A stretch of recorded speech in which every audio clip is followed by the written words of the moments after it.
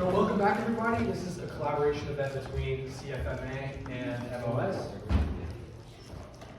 We'll outline today's meeting. We're going to do a quick introduction, have our speakers talk, and then do a little conclusion. So today our event is, like I said, a collaboration between CFMA and MOS. We have John from Deloitte here to give us some advice on how to advance your career, topics such as interviews, internships, negotiations, and more. So turning it over to John, thank you so much for taking the time out of your day to come and give this presentation. We really appreciate it. And the floor is all yours. Alright, so our first question is just to introduce yourself. What school did you attend? What major were you? And just talk a little bit about your Yeah, so I'm a manager and I went to University of Maryland. I was an accounting major, 2015. So I've been with Deloitte going on 6 years now, and then I was at another Big Four firm for around 3 years before that. So I started in external audit, and now I'm in advisory services where I focus in finance transformation and IT implementations. Yeah, so really I was an accounting major. Now I'm even focused more and more in IT, but I think the accounting is really foundational for me, especially when I'm doing a financial system implementation. It's very tough because a lot of the system implementers, a lot of the clients, they struggle to speak accounting, let alone IT. So if you're an accountant, you're coming in, or if you understand the finance side of it, and you're coming into a big effort where they're setting up their big IT systems, that's kind of how I got to where I am now, where I came in with that accounting perspective, learn more and more about IT security, IT control, the software development lifecycle, and now really my primary focus is in helping organizations either go through change and modernize, or in many cases we're brought in after they went through a change that went horribly wrong, and then they bring in me and my team to kind of help triage and prioritize and figure out what went wrong. We set up this new system, the accounting process is blown, the IT is blown, we don't have controls, and then my team will come in and assess the system and the processes and identify areas of improvement. So, long-winded way of saying I was accounting, but with accounting, because it's such a foundational skill set, it allowed me to then really get involved and start to just learn whatever I wanted to learn from an IT perspective, and now I'm much more, I think, cross-functional between accounting and information systems. So next question is, how did you end up in accounting, and what kind of led you to do that? Yeah, so that's kind of funny. So I came into University of Maryland a little bit undecided. I was also a government politics major, which I think helped a lot with writing and communicating, because those are a lot of things that I think are kind of taken for granted, where when you come into your first job, most of what you're doing is, do I know how to write well, do I know how to communicate well? But I became an accounting major. I don't know what actually got me into accounting. My parents wanted me to be a music major. When I declared accounting, they were a little bit confused. But my great aunt actually, once I actually declared accounting, my dad told me that my great aunt, so his aunt, was the first female CPA in Pennsylvania. So I guess something genetically that made me attracted to accounting, whatever that is. But yeah, I just became an accounting major and then went on to get my CPA, primarily in external audit for my first few years. And then I transitioned to advisory and finance transformation IT implementation. So what are some bonuses about Deloitte, and what attracted you to Deloitte? Yeah, so it's tough. It's a big firm, which genuinely, it's like people can feel a little bit lost at sea when they join. I love it because in the same breath, you can make what you want of it. So, typically smaller companies may have like a very clear, this is your boss, this is their boss. There isn't like a whole lot of, I guess, variability in that. But with Deloitte, you can be working for one set of supervisors for one client. You can be working with a different set of supervisors for a business development effort, like a pursuit, maybe we're pursuing work. And then you can have multiple firm initiatives where you have completely different supervisors. So over the course of 3, 4, 5, 6, 10 years, you can really start to shape those groups of folks and develop a followership where I have mentors that I genuinely am just like, I'll do anything for them because they've taught me so much. They've, taken me under their wing. So if they're like, I need help with this project, I'll go and work with them because there's that fluidity and just the size of the firm.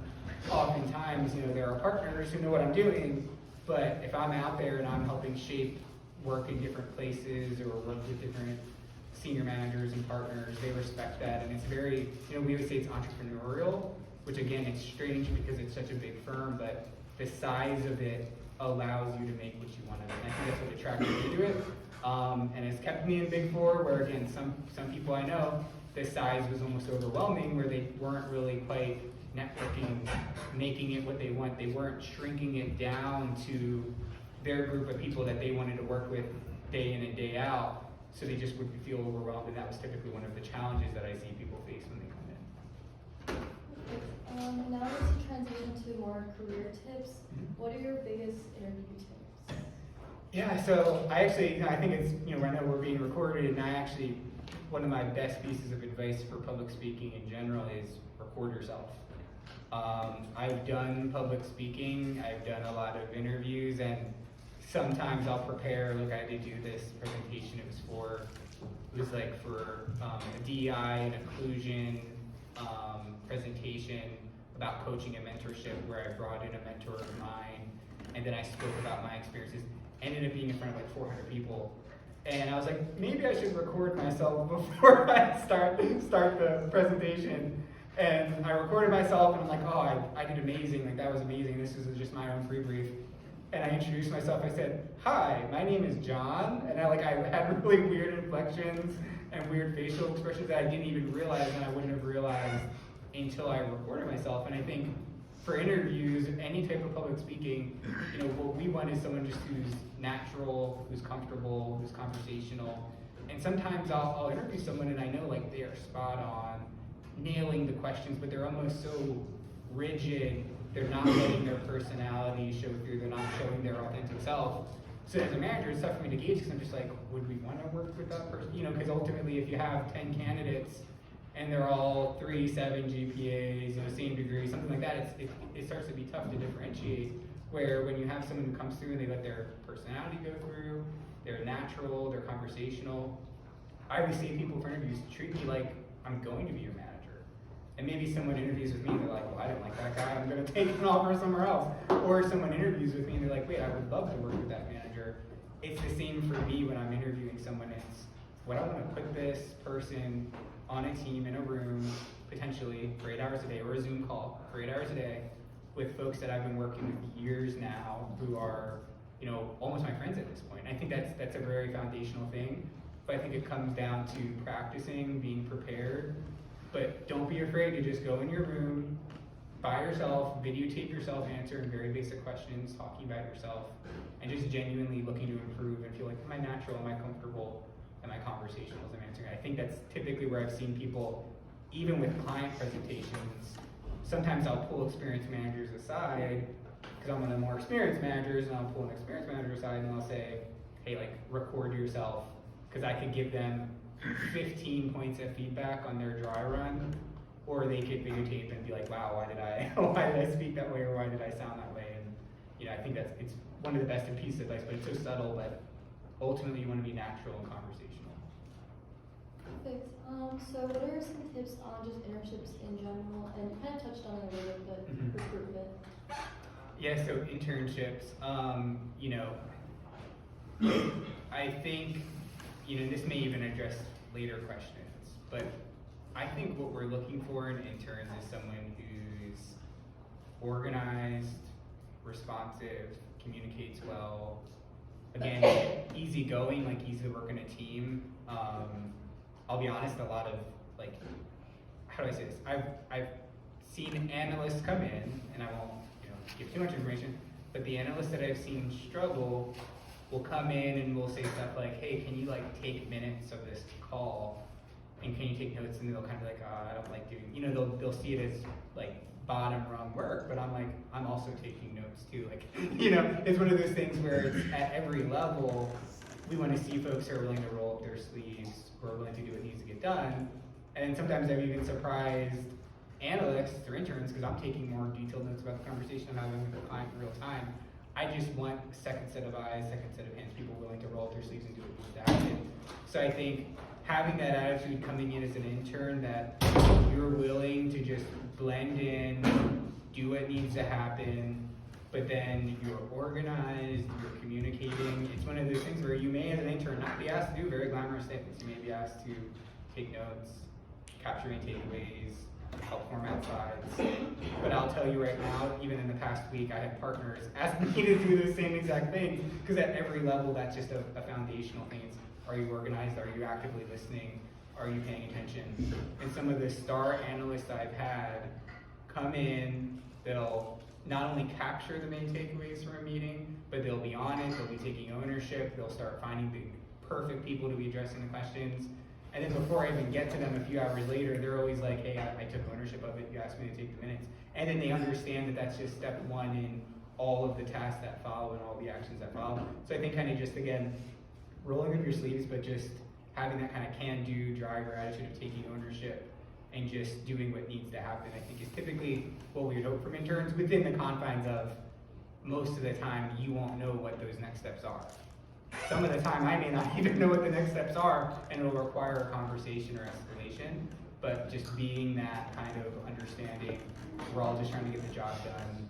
Sometimes it's not as glamorous as we hope it would be. Sometimes, yeah, we get to have really awesome conversations with cool clients, but usually there's a lot of grunt work and a lot of legwork that even, is 90% of the time, that's what we're all kind of doing, and we like to see folks just kind of understand and respect that there's a whole process typically that goes into this fancy presentation we're giving to the CFO. So. Perfect. Could you provide insights into the company culture and work-life balance at Deloitte? Yeah, so, and this is the big thing. So culture, I take a lot of pride in culture where I've had bad experiences earlier in my career of toxic leaders, people who I felt were toxic, a little bit abrasive, borderline abusive. So for me, the folks that I choose to associate with, like myself, will have no problem calling someone out and stepping up and saying, sorry, that person, that's not acceptable. In any setting, whether it's a club, Greek life, whatever it is, you're always gonna have folks who just wanna go along with people and they don't wanna confront people. So the loudest voices do often prevail, where there is sometimes, like negative contributions to the culture. But generally, what I've experienced at Deloitte is a lot of people who are not just confident consultants, confident professionals, but they're competent at standing up against issues of bad culture. And I would say one of the things I love about Deloitte too is because of its size, if you're ever in a situation where you're like, maybe it's not toxic, but maybe I just don't really like this group of people I'm working with. Well, when the project's done, if you're building a network, if you're building relationships, if you're building friendships, there's always 10 other opportunities typically that you could then go and shape the culture what you want it to be. So it's always tough. I don't want to be like I'm hedging the question, because I think by and large, the culture is strong and positive, and we have a lot of people who want to defend inclusion and diversity and empowering people and not judging people and being very open-minded. Overwhelmingly, we see that. But in my previous experiences at another firm, I experienced a lot of negativity where it was tough for me to get people who would be willing to stand up for it. My experience with Deloitte, by and large, people are willing to stand up for it, but the culture is so big, it'll typically depend on what you make of it, and you could always have opportunities to shape the firm, shape the culture, get back to that first kind of point I was raising. You can make it what you want of it. So if you want people who are more quiet, maybe you want to work on like more introverted type tasks, you can find teams and people and sectors that facilitate that. If you like being more, I want to be more on dynamic projects, again, it's you could shape it. But I think those overriding tenets of being inclusive, being assuming positive intent, and being very kind and generous with everyone's time, I think is a constant theme I've experienced. If you could go back to being in college, what would you do differently?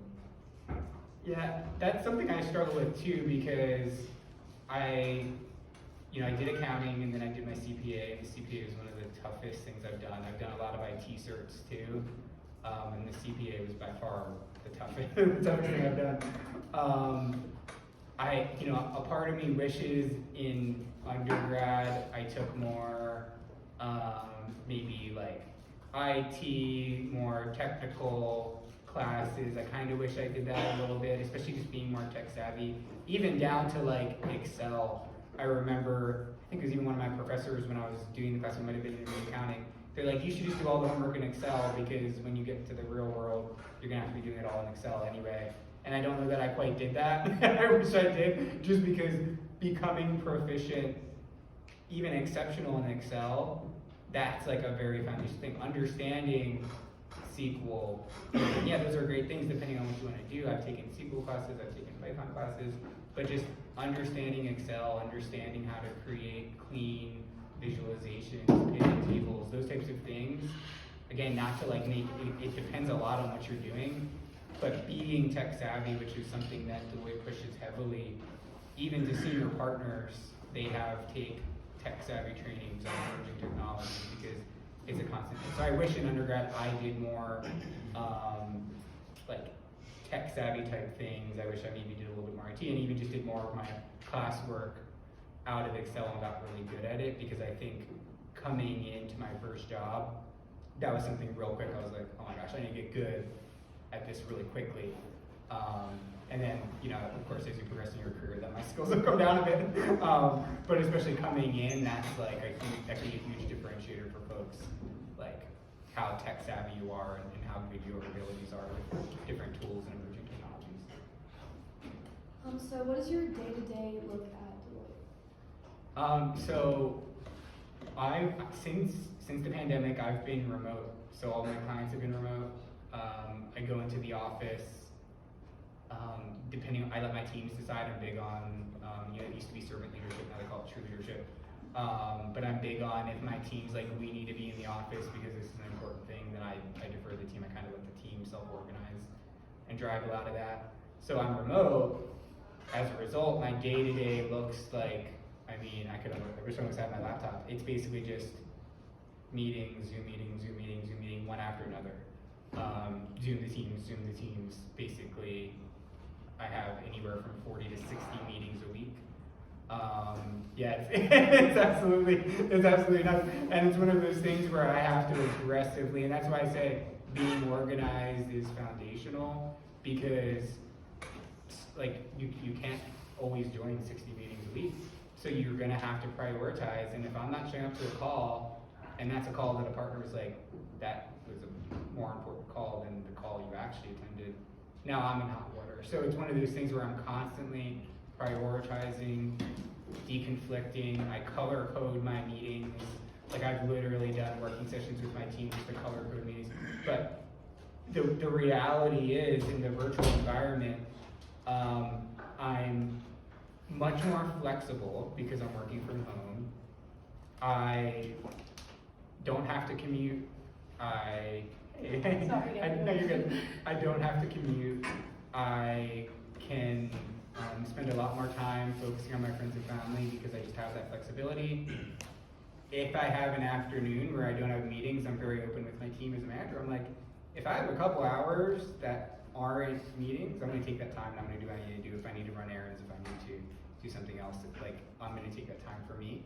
So I love the flexibility, but when I'm in it now, post-pandemic, it's a ton of meetings. You have to be organized, and sometimes I'll go 7 hours in a row where I didn't really have, if I need 15 minutes to prepare for this meeting. No, I needed to prepare for that meeting a week ago, and if I didn't, next thing I know, the day's done, and now I was caught flat-footed in front of a client. So it's one of those things where if you're proactive, hyper-organized, always looking out a couple of weeks, I personally love it, because now I just have my organizational techniques. I'm just like, I know what I need to do. I know what I need to do next week already. I already know what presentations and everything, and I'm already thinking through what I need to be presenting. But the increased flexibility when we're not, in a meeting in work, has been replaced with just the constant cycle of virtual meetings. And the contrast that pre-pandemic, I probably had 2 or 3 meetings a day, and then we'd be by cubicles or in our client office and we'd just be chatting, and then, we're working 10 hours, right? Now I may work closer to 8 a day. We were working 10 to 11 a day, but it was just like a much, more, it was a very different environment. But I imagine that's probably what a lot of y'all can experience. Just as you progress up, you're just gonna get just a constant meetings and meetings and meetings, and you really, each time you have to assess it, you need to prioritize it, you need to color code it, and you need to really start thinking through, what do I need to have prepared for this? Because like I said, I see a lot of people struggle from a lack of organization, and then they get swept out to sea, so to speak, and it just becomes a lot. So. Real quick to interject, this is Julia. She's an analyst at Deloitte. Thank you again for taking the time out of your day. Hi everyone. Sorry I was a little bit late. Thank you again. I'm just going to ask you a couple questions similar to what you were asking John. And thank you again. Thank you. Thank you guys very much. So circling back around, what would be your biggest interview tips in general? So when I did interviews, I did them in March of, I did my first one in March of 2021. So everything I did was completely virtual. I was first supposed to attend an externship that ended up being virtual as well. My biggest tip is be prepared, but also be yourself. Like, don't try and act like someone you're not, just to try and get the job or try and get the internship. Try and really be yourself so that you see if you're actually a fit for the role. That's probably the main one. Yeah. No, agreed, and I basically said the same thing I even said, a lot of what we want to see is how they would work on a team with us. So if it's like too rigid, it gets tough to really start to gauge the variable side. I guess just let's start out a little bit to go back. What was your major in, where did you attend university, and just talk a little bit about your position? Yeah, of course. So I went here. I graduated in December of 2021 with a degree in finance. I also I didn't finish with them, but I also did part-time information systems and management. Sorry, forgot.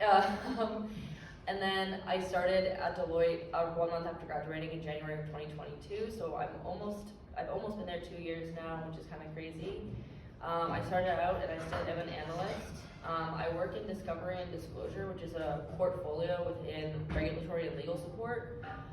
We do a lot of work with federal clients, litigation support, and their e-discovery practices. It's not exactly what I thought of the work would be, with the finance background and everything, but I really enjoy it, and it's really opened me up to an entire new world that I've learned, and I was able to put everything I learned here and make it applicable to the position. But there's so many different clients that you can go to within the federal, commercial, or state space, that there's room to go anywhere you really want to. Thanks. And if you could go back to being in college, what would you do differently? Anything I would do differently? Yep, anything. Oh wow. Honestly, I really enjoy, I think that there's a huge balance with everything you do in life, whether it be school or work. You have to prioritize yourself in the meantime. So I know that everything we do in school and everything we do in work is important, but prioritizing your mental health and how you are before the work comes, I think is the most important. So I think I would honestly stress out less about how everything was going to work out, because all the late nights and all the things I did that kept me up and made me nervous and that I worried about kind of just fall into place. And that's not saying don't work hard or anything like that. It's just that sometimes it's okay to take a little bit of break for yourself. And what does your day-to-day look like at Deloitte? Yeah, so my client, and my team is mostly virtual. So I would say I go into the Roslyn office maybe once or twice a week, depending on events, and meetings that I have. And then I only go into the client site maybe once a month. So I've been basically virtual, for the full 2 years. I even lived here in College Park for the first 9 months of working at Deloitte. So everything was completely virtual. I would say most of my personal role is less meetings.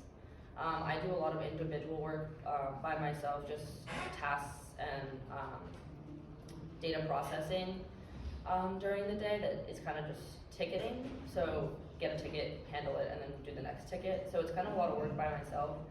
When there are client calls or team meetings, I think it's something I do is I kind of write down lists and like homework to do, like things I make sure I have to complete before Thursday or before noon on Wednesday, so that I'm aware. But most of my day-to-day is working with my team or with myself, and then just trying to finish out the tasks like that I've set out for myself for each day. And we'll open it up to questions, so if anyone wants to ask either of them questions. So I remember you were talking about how like the work-life balance depends on excuse me, depends on your sector. Like, is it dependent like your manager? Like, is that what you're saying? Is that what you're trying to say? Because like you said you got 40 to 60 meetings. That kind of was a little scary to me. Oh, yeah, and that's the thing, I'd say, yeah, it very much depends on a few things. I'd say sector is a big one. When I was in commercial, I was in commercial audit, I was working sometimes 200 hours a week, just to be honest. It was amazing experience because to be honest, I got promoted much more quickly, and then I got to Deloitte at a higher level than I otherwise would have. Where I graduated with some friends from Maryland, and I'm a few years even their senior at Deloitte because I was started in like a commercial audit route, and I just progressed very, very quickly there. So whether you're commercial or GPS, that typically matters. Like our federal clients or GPS clients typically aren't working until 8 p.m. Eastern, but our commercial clients, sometimes they are, so they're just like, well, if I pick up the phone, how much you gonna answer? Because I'm working. You know, like it depends on the client. Managers as well. I like to think the more organized and involved and like more productive a manager is, typically the team will have a more sustainable workload. You know, I'd say like even from like a project management perspective, you know, if you're doing the right things on the front end, it's about sustaining productivity. Like I don't want my team working 60 hours 1 week because like they're gonna burn out. Like I want to set the plan so they can sustain like a 40 to 50 hours max type week, because people can do that for extended periods of time. People can't work 60, 70 hours a week for extended periods of time. So I'm all about like sustainability in that regard. So it does come down to the manager a bit, but I'd say the biggest thing is the client. If you have a client that's in a messy situation or the client's disorganized, you're just gonna have more fires to put out, so to speak. But a lot goes into it, but I think, you know, as you progress, I personally align myself with leaders that respect my work-life balance, and I know I've like a demonstrated history of respecting that. Like when you're just coming in, you may not know. You're like, I don't know. Like you may be set up with a manager, and you're like, I have no clue if they're gonna respect my work-life balance. I may be called at 7 p.m. every day. But I work with folks as a principal because I'm like, I worked with them in the past. I know they respect me and like my time, and you know, if they do need to call me at night, I'll answer because I have such a history with them. I'm like, if they're calling me, it's important, and then yeah, I'm happy to help. But I don't know if you have any thoughts on that too. But. Yeah, I would say it's, again, it like depends on where you sit. So I sit in government public services, GPS portfolio. My average is usually 40 to 50, and that is not just client work, that's including firm initiatives and other work within the firm that isn't billable. I would say I only have 2 to 3 meetings a day, and sometimes they're blocked for an hour, a half hour, and they're like less, like they kind of just end early to take if we're finished. But it's the same thing, I work also on the project management side of my position. And so, as you said, it's about planning for those things and like knowing if something's coming up, okay, next week, it's year end, like there might be more work, we need everyone to pitch in a little bit. Give a little more this week, have a little more leeway next week, kind of thing. It's definitely it's a balance, it's a give and a take. But I would also say the meeting, it also depends on where you are, so because I'm an analyst, there's less things I have to be involved in compared to someone at the manager level. Yeah, I'm supporting, depending on, like, I guess the past 6 months to a year, I was supporting anywhere from 2 to 3 clients at a time. And then that gets painful because it's not like client A even knows about like how like my level of for client C, they're just throwing down, you know what I mean? It's just, so it's one of those things where as you progress, that's why I'm like, be organized. I know it's like there's all these organizational apps, I'm sure many of you have them, but I'm like, I would even like get used to like your personal life, like trying to like, what is it, like Asana, whatever the different like organizational, I'm like, use those and like organize yourself, because as you progress as a leader, I'm like, the people who start to burn out and start to struggle, like if someone had my calendar and replaced them, I would actually bet that they'd probably be working 10 to 15 hours more a week than me. But I've just established such clear priorities and communications and planning with my team that I'm like, yeah, I could balance a third client and engage and add value, because I just know what my priorities are, and I'm very aggressive in protecting that. So it takes some feeling out, but like she said, like when you come in as an analyst, yeah, I think you're right, like 2 to 3 meetings a day, that's like fair, but then it gets to 10 plus a day easy, because we're talking 30-minute meetings, hour meetings, 30 minutes stacked on hour meetings, where you're in an hour meeting and then you drop to go to 30, like you just have to really be thinking through your availability. And then the issue is a lot of folks, they're just like, well, I can't do that, so then, you know, maybe they aren't as engaged with their teams, they're just like, they'll grab me if it's important. And then the issue is then the team is like, well, now they're 2 to 3 meetings a day turns to 4 to 5, and then like, it's a trickle down. So that's where I'm just like, being hyper organized, like that's what I try to do as a manager. I'm just like that, if I'm off, like the analysts on my team are just gonna feel it, because all of that stuff will just get backlogged and, you know, pile up on them. So. Yeah. John, adding on to what you said earlier about not overworking your team, can you shine some light on some of like the strategies you use so that you can be proactive about making it so you're not overworking them while still meeting all of the goals you need on a regular basis? Yeah, no, definitely. I think for me, I am very big on front loading the work and expectations. So where I, you know, me thinking back when I was a senior, junior staff, consultant, analyst level, the biggest pain was when we're starting a project and we're just like, well, we're not really sure what the expectations are, but we're just gonna start doing it. And then 3-4 weeks come along, and then the manager drops 100 comments on their deliverables, and then they're redoing it. You may have experienced that type of thing. So as a manager, I'm very much like, when it's time for my review, I want to have some comments, but like my comments, I want to be refining, elevating, and enhancing what's already there, not changing what's there. So the biggest thing I do as a manager, I would say, is I front load my involvement, where I'm very big on, we're gonna have working sessions and we're going to like overly communicate and establish expectations with everyone on the front end, so that way no one's really hanging out like, oh, I'm not really sure, I'm spinning my wheels.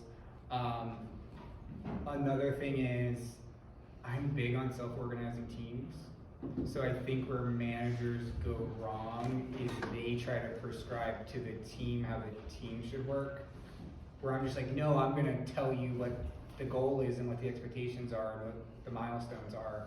And then you all coordinate and figure out what's best.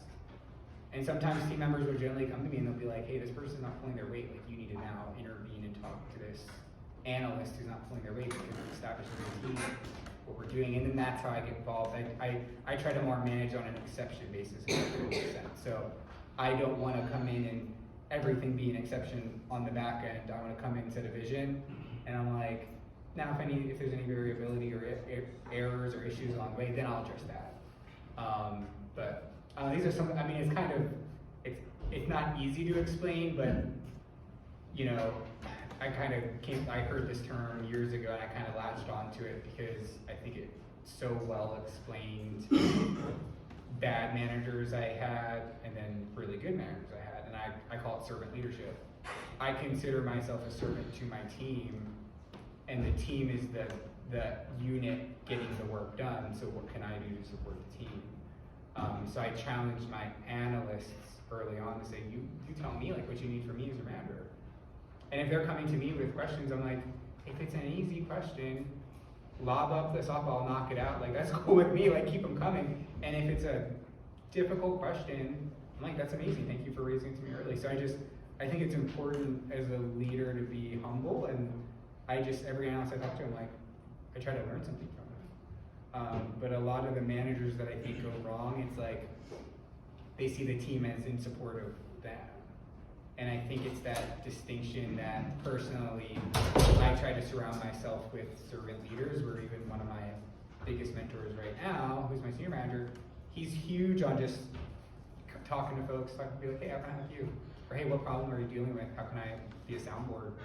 Even, you know, no matter what, it's just, I want to be there to support them, and I just make sure I shape that narrative early, because I think it really sets the team dynamic and prevents it from spiraling or becoming toxic or anything like that, because all of a sudden people are like, they understand, they're like, wait, I'm empowered now to determine if we need to go into the office. And if the team's like, hey, we need to go into the office and you need to be there, manager, I'm like, all right, team's telling me what to do.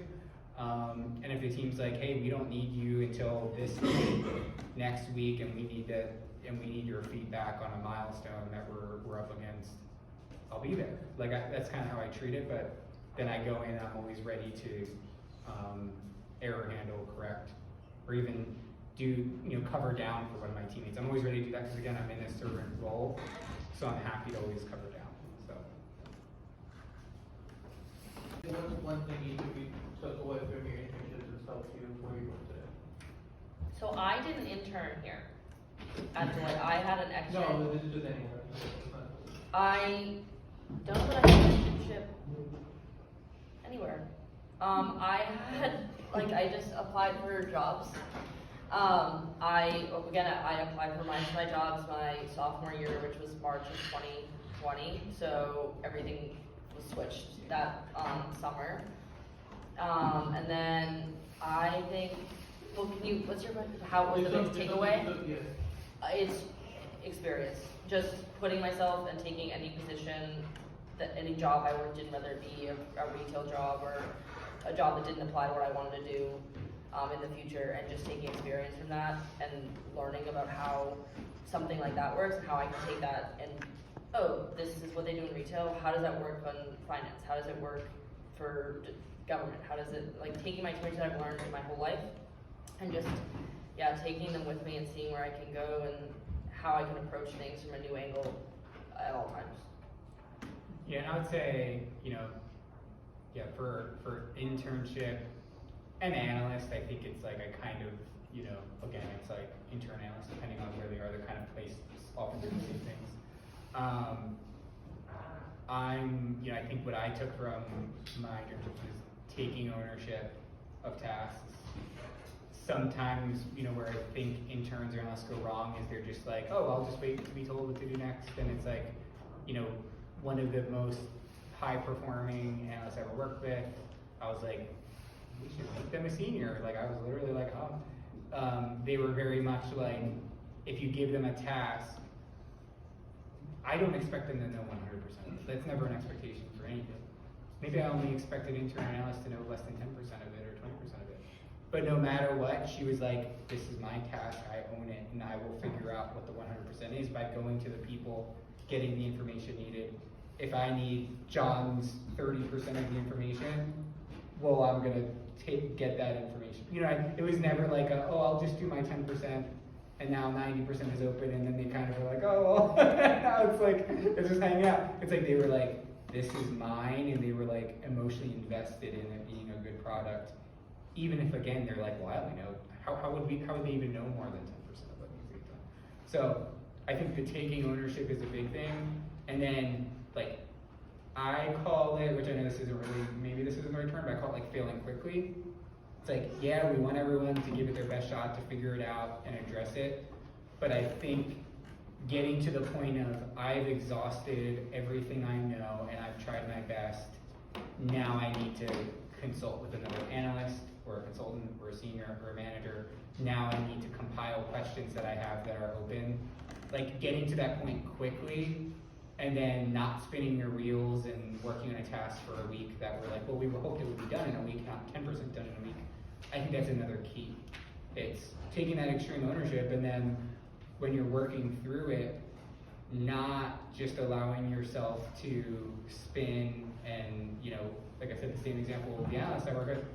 She would come to me and she's just like, these are the 10 open questions we need to send to the client because I did everything we could do at this point and this is what we need now from the client. I'm like, dang, like that's even what managers would be expected to do in many cases. So I'm like, the fact that that person is just so like extremely owning the task where she was really thinking through end to end and what needs to happen.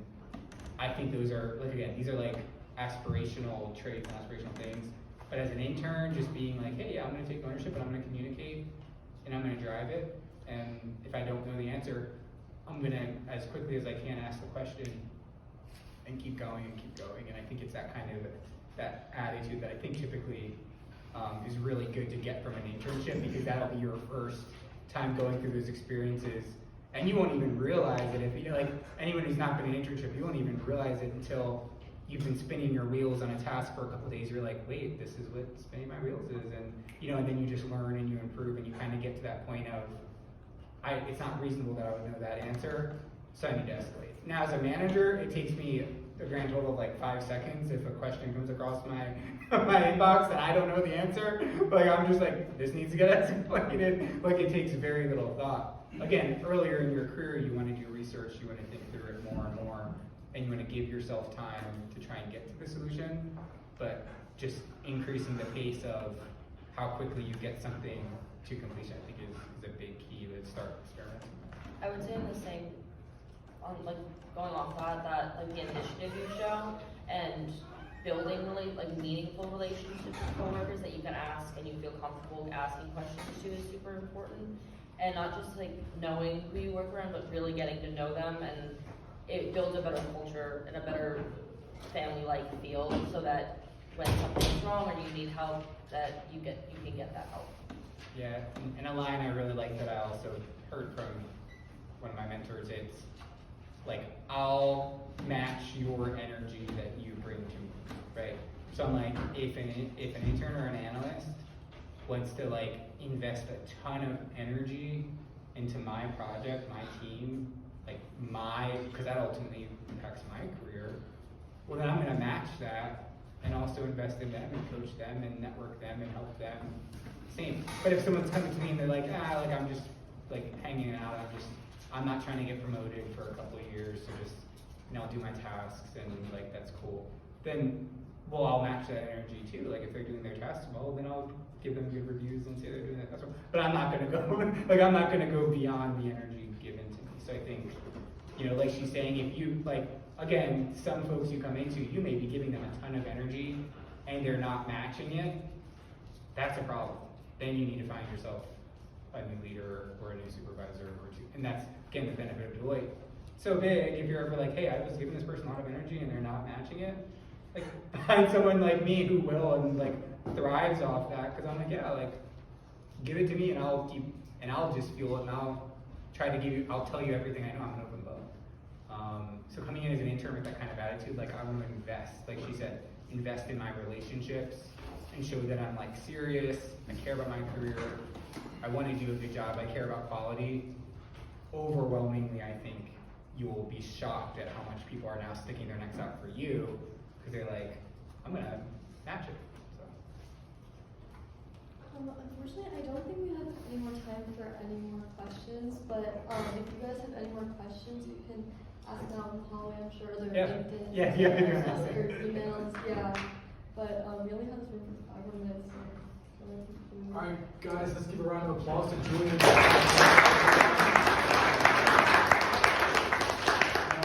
So, as